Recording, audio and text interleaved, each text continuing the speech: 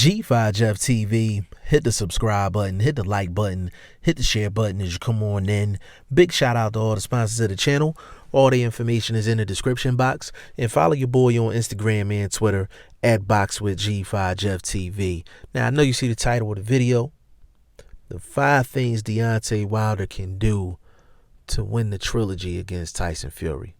Now, before I get started, I already know about Tyson Fury and the whole glove gate thing. I already know that people think that Tyson Fury was cheating with the left glove. I am aware of all of that. But I don't want to talk about that in this video. I done talked about that in other videos. I don't want to talk about that in this video. Bottom line, in terms of how you feel about that situation, these two got to fight July 18th. The trilogy's going down. So we have to talk about the 5 things that Deontay Wilder can do to win the trilogy against Tyson Fury. And listen, I'm not pro Wilder and I'm not pro Tyson Fury. Like, I'm going to drop a 5 things video. You know what I'm saying? I'm going to drop a 5 things video on Tyson Fury on what he needs to do to win the trilogy as well. So I'm playing it even. I'm playing it right down the middle like I always do. But here we go. The 5 things Deontay Wilder can do to win the trilogy against Tyson Fury. Number 1, he needs to bring in brother Nazeem Richardson. Now, for my snot noses out there that, you know, they casuals or they just don't know a whole lot about boxing. Brother Nazeem Richardson is the former trainer for middleweight great and Philly great Bernard Hopkins, along with a lot of other fighters.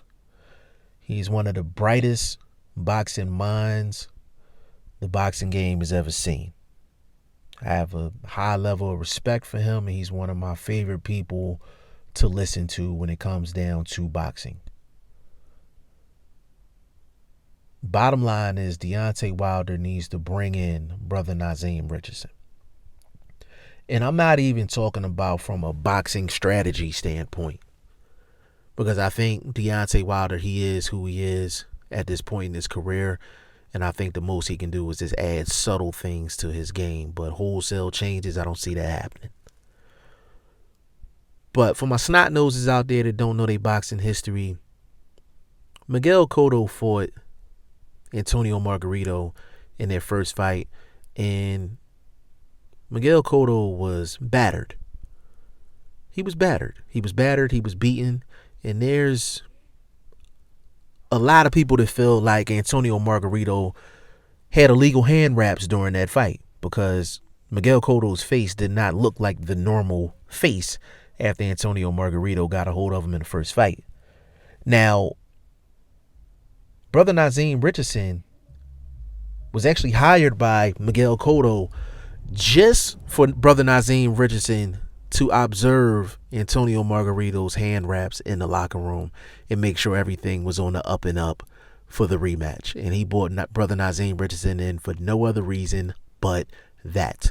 So if in the back of Deontay Wilder's mind, in the back of Deontay Wilder's team's mind, if they feel like Tyson Fury is not on the up and up as far as his left glove, his right glove, they feel like it's something in his right shoe, his left shoe, or behind his ear, brother Nazeem Richardson is going to catch it at the end of the day. He's going to catch it at the end of the day. So I would bring brother Nazeem Richardson in strictly to check Tyson Fury in the locker room and during the fight. Second thing, number 2, he needs to have a long sit down. He might have done this already, but he needs to have a long sit down with his 2 trainers, JD's and Mark Breland.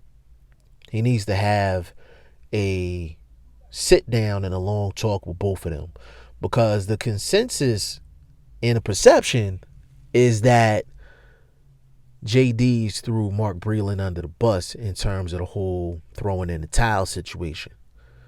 I understand what JD's was trying to say, but that's town business. Like, you don't air your guy out in public. So you don't need any negativity within your own camp. So y'all need to get that squared away.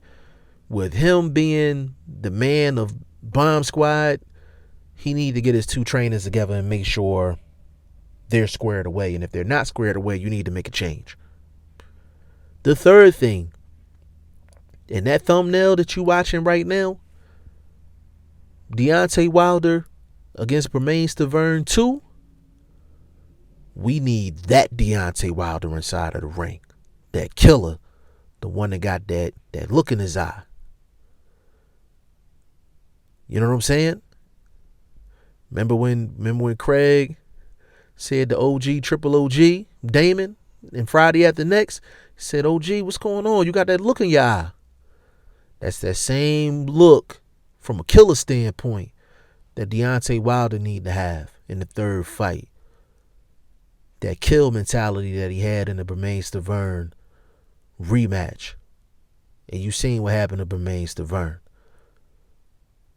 Mentality. Gotta have that killer mentality. The fourth thing is Deontay Wilder cannot back up. He has to hold his ground. He cannot be on the back foot against Tyson Fury, because Tyson Fury don't have good footwork neither.